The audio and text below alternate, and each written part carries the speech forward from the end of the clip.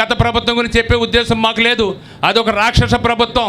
మంది ఇది శ్రీరామరాజ్యం అనేటువంటి ఈ రాజ్యంలో ఏదో వెసులుబాటు జరగకపోతే ఈ రైతు గారి ఉద్దేశం మీద మిమ్మల్ని ఇక్కడ తీసుకురావడం జరిగింది సార్. మాకు ఏదో మంచి జరుగుతుందని ఆశతో ఉన్నాం. మా అదృష్టం ఏంటో కానీ ఈవేళ మీ కాలనీ ఇక్కడ పెట్టించాలనుకున్నాం. మా సంకల్పం చాలా గొప్పది. ఖచ్చితంగా మీరు వచ్చారు, చూశారు, చేస్తారు. మేము అక్టోబర్ 3న నిరాహార దీక్ష చేద్దామని సిద్ధమైతే మీరు ట్విట్టర్లోనూ వాట్సాప్లో ఒక ఇన్స్టాగ్రామ్లో పోస్ట్ పెట్టారు.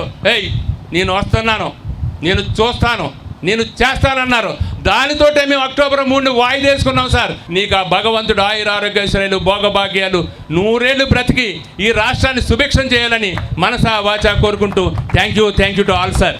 యాక్చువల్లీ శంకరగుప్తం డ్రైన్ అనేది ఏదైతే డ్రెడ్జింగ్ చేశారో ఈ డ్రెడ్జింగ్ మిగతా 8 కిలోమీటర్లు చేయకపోవడం వల్ల ఈ ఉప్పు కాలం నుంచి వచ్చేటటువంటి వాటర్ అంతా కూడా ఈ గ్రామాల్లోకి వచ్చి మా పంట పొలాలు కొబ్బరి చెట్లన్నీ కూడా చనిపోవడం జరిగింది సార్. అలాగే ఈ బిల్డింగ్స్ ఏవైతే ఉన్నాయో ఈ వాటర్ చేరిపోవడం వల్ల మా బిల్డింగ్స్ కూడా పునాదులు తుప్పుపడడం కూడా జరుగుతుంది సార్. అలాగే మేము తాగేటటువంటి డ్రింకింగ్ వాటర్ కూడా కంప్లీట్గా సాల్ట్ వాటర్ అయిపోవడం వల్ల అది తాగే వాటర్ కూడా పాడైపోయింది సార్. అలాగే దీనికి మాకు ఒక కొబ్బరి చెట్టు ఉంటే ఇంటికి ఒక కొడుకున్నట్టే సార్. అలాంటిది మొత్తం కంప్లీట్గా మా తోటలన్నీ కూడా పాడైపోవడం వల్ల మేము చాలా నిరాశతో ఉన్నాం సార్. కొబ్బరి చెట్టు గురించి ఇదే చెప్తాను. ఇంటికి పెద్ద కొడుకులా ఉంటుంది. అంటే కొడుకు ఎంత సంపాదిస్తుందో తెలియదు కానీ కొబ్బరి చెట్టుని కరెక్ట్గా కాపాడకుండా అది మీరు అన్నట్టుగా ఇది 100 సంవత్సరాలు 40 సంవత్సరాలు 100 సంవత్సరాలు బతికే చెట్లు ఇవన్నీ ఉన్నాయి.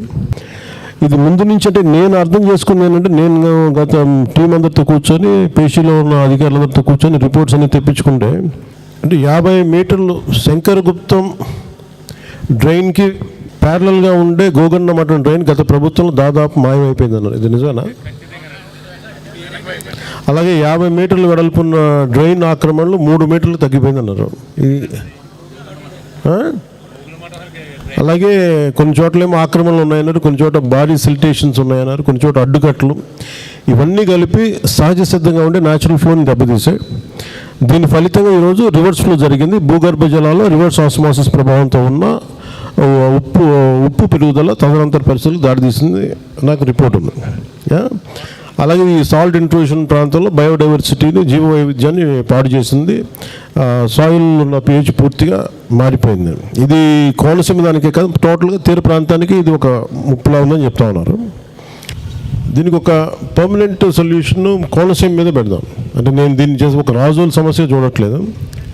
ఇది కోనసీమకి సంబంధించి ప్రత్యేకించి కొబ్బరి రైతాంగాన్ని ఆదుకోవాలి అనేది ఎందుకంటే మీరు కొబ్బరి లేనిదే అసలు భారతీయ సంస్కృతి లేదు. కొబ్బరి కొట్టంది ఏ పని చేయం మనం.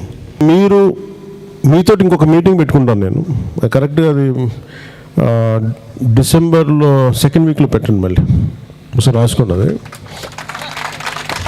మేమండి. ఎందుకు ప్రత్యేకంగా చెప్తున్నానంటే నేను మిమ్మల్ని మభ్యపెట్టేసి రాత్రికి రాత్రి మొత్తం కొబ్బరి చెట్లు తీసేసి మొత్తం ఫ్రెష్గా రేపు ఎల్లుండి కల్లా మొత్తం కొబ్బరి చెట్లు వచ్చేస్తాయి అలాంటి అబద్ధపు మాటలు చెప్పడానికి నేను ఎందుకంటే జెన్జీ సరికొత్త తరం వాళ్ళు మారుతూ ఉన్నారు. ఎందుకంటే మీరు ఇంత కష్టపడ్డా మీరు ఇంట్లో మీరందరూ ఇంత పెద్దలు మీరందరూ కష్టపడ్డా మీ ఇంట్లో బిడ్డల కోసం మీరు అందరూ 20 ఏళ్ళు పైన బిడ్డలే ఉంటారు. సో వాళ్ళ కోసం మీరెంత తపన పడుతున్నారో నేను అంతే తపన పడుతున్నాను.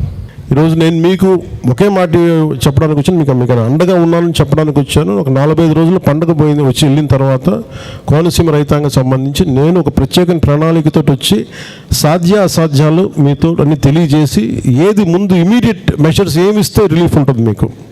అలాగే కోకోనట్ బోర్డు కానీ వీటన్నిటి మీద ఒక స్టిపులేటెడ్ టైం లైన్లో ఒక నిర్ణీతమైన సమయంలో నేను మీకు ఏమేం చేస్తామని ఒక ప్రణాళిక మీకు మీ ముందు వివరించి చెప్తాను. 41 పండుగ తర్వాత మళ్ళీ ఒక 14 రోజుల తర్వాత ఇంకొక మీటింగ్ పెట్టండి నాకు. దేనికి అంటే ఏమేమి ఉన్నాయి ఆక్రమణలు వీటన్నిటి మీద ఒక సమగ్రమైన. ఎందుకంటే మన దగ్గర ఏదో ఈరోజు వచ్చాను చూశాను వెళ్ళిపోయాను నాకు వీటి మీద వద్దు నాకు.